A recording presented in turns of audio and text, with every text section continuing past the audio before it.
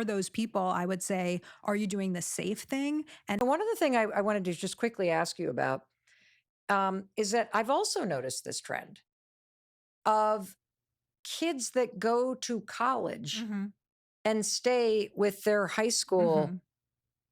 sweetheart.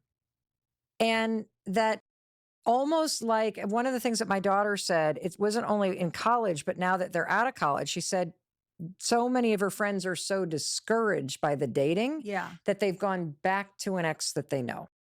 I'm wondering if you're just seeing anything in your research like that I too. haven't specifically heard that, but that is something where I would really recommend that the person take a look at their own behavior and really do a relationship audit and sit there and say, who are the people I've dated in the past? What were they like? What did I like about that relationship? What did I not like? What side of me did they bring out? What do I want to take forward into the future? And what do I want to do differently? And then really use that to make more informed choices in the future. And of course, sometimes exes get back together, but I feel like reading between the lines of your questions, it's not necessarily that this was such a good match for them. It Mm. was more that it's safer and it's something that they already know. For those people, I would say, are you doing the safe thing? And how can you actually use your 20s as a time of experimentation?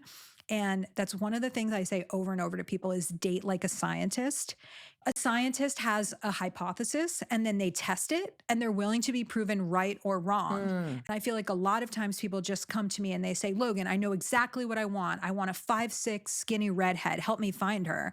And I was like, you think you know what you want, but you're wrong. Let's actually experiment. And why don't you date someone totally different and see how that feels?